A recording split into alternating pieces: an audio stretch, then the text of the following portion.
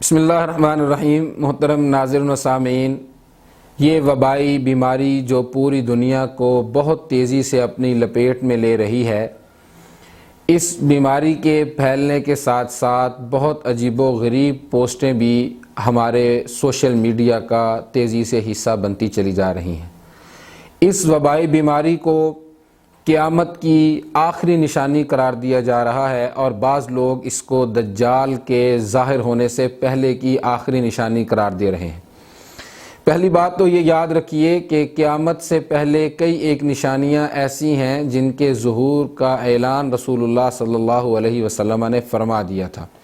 اور بہت ساری نشانیاں ظاہر ہو چکی ہیں۔ صحیح بخاری اور صحیح مسلم اور احادیث کی کتابوں کے اندر صحیح روایات وہ موجود ہیں جن میں سے خود رسول اللہ صلی اللہ علیہ وسلم کا اس دنیا سے رخصت ہو جانا، بیت المقدس کا فتح ہو جانا، دنیا کے اندر طاعون کی بیماری کا کئی دفعہ پھیلنا اور اس کی وجہ سے لاکھوں اور بعض اوقات کروڑوں لوگوں کا فوت ہو جانا، اور اسی طرح اچانک موت کا دنیا کے اندر تیزی سے پھیلنا، بہت زیادہ قتل و غارت ہونا، اور اس جیسی کئی ایک نشانیاں ہیں جن کی خبر رسول اللہ صلی اللہ علیہ وسلم نے دی تھی اور ان کا وقوع دنیا میں ہو چکا ہے۔ لیکن اس کرونا وائرس کے بارے میں یہ کہنا کہ یہ قیامت کے ظاہر ہونے سے پہلے شاید کوئی آخری وبا ہے، اس کی کوئی اتھینٹک، کوئی مستند دلیل قرآن و حدیث میں، نصوص شرعیہ میں موجود نہیں ہے۔ لیکن اس کے ساتھ اس سے بھی خطرناک اور بات یہ کی جا رہی ہے کہ کرونا وائرس دجال کے ظاہر ہونے سے پہلے قیامت کی آخری نشانی ہے۔ حالانکہ حقیقت یہ ہے کہ جب ہم سنن ابن ماجہ کی وہ صحیح روایت پڑھتے ہیں جس میں رسول اللہ صلی اللہ علیہ وسلم نے بڑے واضح الفاظ میں یہ بات بیان فرمائی ہے کہ دجال کے دنیا میں آنے سے پہلے کیا ہوگا، تو اس حدیث سے یہ بات واضح ہو جاتی ہے کہ ابھی تک دنیا کے اندر وہ حالات پیدا نہیں ہوئے جن حالات کے بعد دجال کا ظہور ہوگا۔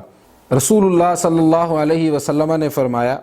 دجال کے ظہور سے پہلے 3 سال تک سخت قحط ہوگا۔ ان 3 سالوں میں لوگ بھوک سے سخت تکلیف اٹھائیں گے۔ پہلے سال اللہ تعالیٰ آسمان کو 1/3 بارش روکنے کا اور زمین کو 1/3 پیداوار روکنے کا حکم دیں گے۔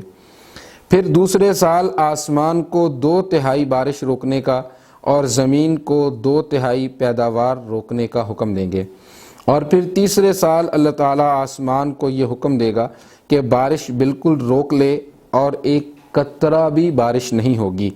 اور زمین کو اللہ تعالیٰ یہ حکم دیں گے کہ وہ اپنے سارے پودے روک لے، زمین اپنی پیداوار روک لے گی، نہ گھاس اگے گی نہ سبزی، اور بہت سارے جانور اس خشکی اور قحط کی وجہ سے ہلاک ہو جائیں گے۔ صرف وہی باقی بچیں گے جن کو اللہ تعالیٰ بچائے گا۔ تو لوگوں نے پوچھا، اللہ کے رسول، پھر لوگوں کی غذا کیا ہوگی، لوگ کیا کھائیں گے؟ تو رسول اللہ صلی اللہ علیہ وسلم نے فرمایا، لا الہ الا اللہ کہنا، اللہ اکبر کہنا، سبحان اللہ کہنا اور الحمدللہ کہنا، یہ لوگوں کے لیے غذا کا کام دے گا۔ تو یہ حالات ہیں جو دجال کے